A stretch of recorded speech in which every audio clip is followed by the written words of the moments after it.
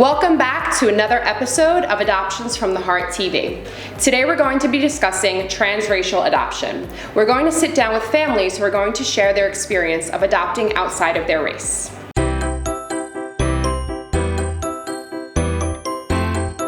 Well, the first time through the process, again, we have two adopted sons. The first time through the process, we didn't make the choice. We had, when we filled out our answer key, we had selected that we were open to a child of any race. Right, that's true. The second time around, we chose to adopt only a child that was the same race as our first child, so that they could have each other as racial mirrors for each other. When we adopted the first time around, we understood pretty quickly that the world we lived in was too white for our children, and did not have enough racial mirrors for them.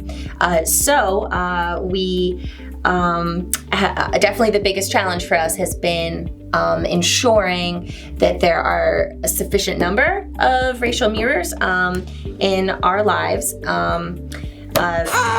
for our son's sense of identity and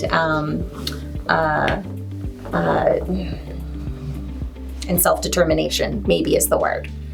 So one of the challenges was making sure that we were in a community, where we could, that had that sort of established,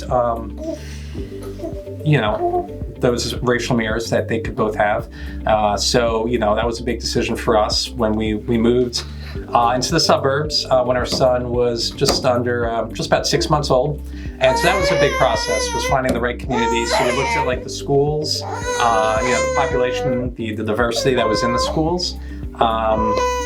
We chose the town that we live in now based on the school having a considerable number of students of color. Mm-hmm. My advice to potentially transracially adopting families with regard to extended family would be to definitely set some groundwork in advance, just to maybe begin gently educating family members on issues surrounding racism, and racial justice, just to make sure that the child is entering a situation where folks are at least open to learning the things that they need to learn. I think the number one piece of advice that I'd give a potential transracial adoptive parent is to definitely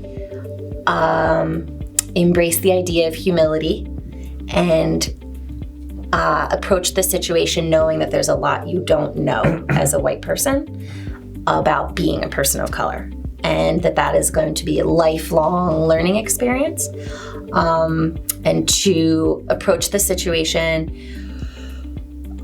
realistically, that there's a lot of challenges, and that your children's needs are absolutely paramount. And that's going to require a lot of humility and growth as a person. Think about how it could impact the child. It's easy enough to go into the situation and think, oh, I can do this, this won't be difficult, what would be different, I just want to have a child. But think about, and there's a lot of positives too, but think, be realistic about the challenges it might present for the child, not just when they're an infant, but 10, 15, 20 years down the road. And it's hard to consider all the potential, implications. But it's important to, consider what some of those implications may be. Mm-hmm. It's a very deliberate choice. The most surprising thing for me in becoming a transracial adoptive parent is the amount of things I didn't know. I didn't know how much I didn't know until I became a transracial adoptive parent. I thought previously that I was kind of tuned in to social justice on the whole. But once I took a deeper dive into racial justice and Black history, for the sake of being a better advocate and a more informed parent of Black children, particularly Black men, I'm raising Black men, I was shocked at what I didn't know and the amount that I still need to learn and will continue to learn for the rest of my life. Thanks so much for sharing your story. We're hopeful that this will help other families considering transracial adoption.